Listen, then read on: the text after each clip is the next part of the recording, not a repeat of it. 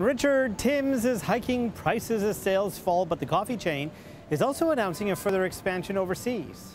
Yeah, a lot of Tim Hortons news, but first off, price hikes indeed, Francis. Tim Hortons, as of today, raising the price of most of its breakfast sandwiches and most of its coffees by 10 cents. And by the way, when the late Tim Horton opened the first Tim Horton store down in Hamilton back in 1964. A coffee then cost just 10 cents. Now, with this price hike, a medium coffee at Timmy's will set you back $1.77. This is the first price hike since 2014. Experts say they could probably get away with it because they see some of the lowest average checks in the fast food business.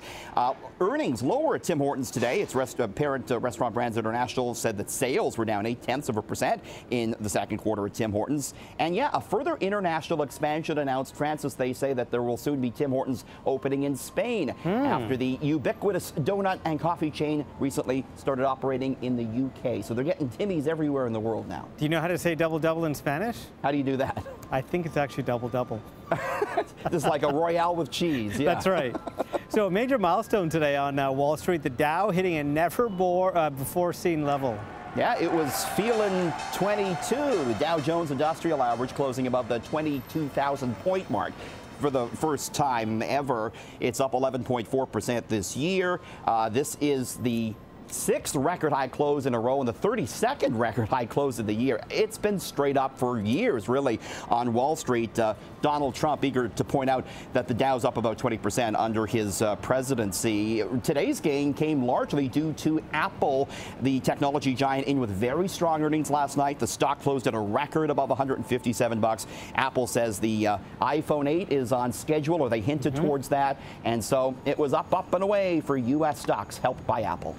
So new census data finds that a record number of Canadians are living alone. So Amanda's breaking down some of the new numbers throughout our show tonight, but you also have a perspective on this. Yeah, I mean, to me, I'm thinking that this is, just making the housing situation, especially here in the GTA, even more difficult because we're seeing so many single-family households, and it's obviously a lot harder to afford a pricey, be it rental unit or a pricey mortgage, when it's just you. But yeah, the census data shows that for the first time in Canadian history, one-person households are the most common, beating out households with couples or with children. There are 28.2 million single-person households in Canada, rising divorce rates, and an aging demographic, the big reason we're seeing more seniors living alone. So yeah, just another, tough aspect to the housing market these days, Francis. So if you're looking for a roommate, give you a call? Is that... I was hoping I could maybe sleep on your couch out in Mississauga, Francis. That was my backup plan. Look, all my rooms are full.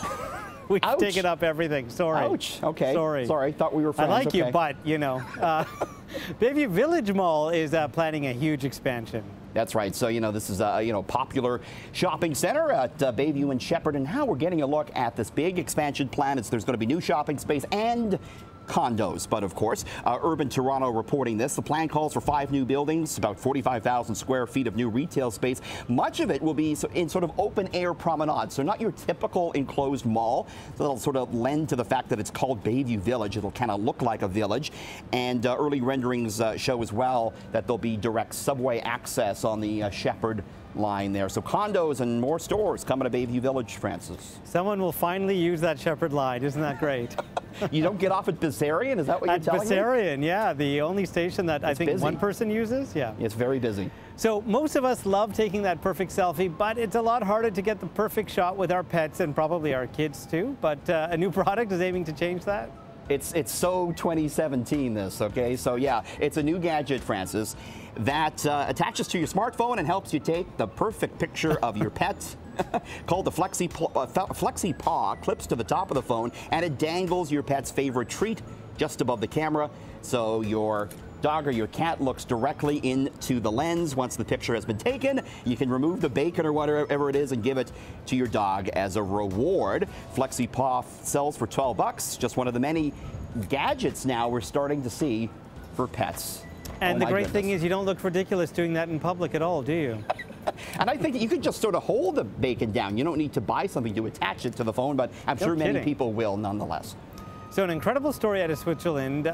This may be the most expensive shot of liquor ever sold. Yeah, maybe we've had a few times in our life an expensive bar bill, Francis, but probably nothing like this. So a man paid $10,000 last week at a Swiss hotel for one shot of whiskey. Now, the whiskey was from 1878 by revered Scottish maker Macallan. The man walked into the Waldhaus Hotel in St. Moritz, Switzerland. The owners were shocked when he asked for a wee dram of the 140-year-old Scotch they had on display. The bartender said he was nervous as he gently opened the bottle. He was worried that the ancient cork might disintegrate. It didn't. Everything went down smoothly. He poured the one shot. Guy drank it down. Now that the bottle is open, they're hoping to sell the rest of it for a little bit less. Before they cracked it, Francis, the bottle was valued at about 64,000 Canadian dollars. Wow. Did he say how it tasted? Didn't say. Walked right out again. That's how you do it when you drink a $10,000 Scotch. You just nice and cool, right out the door after that. Wow. All right. Thank you, Richard.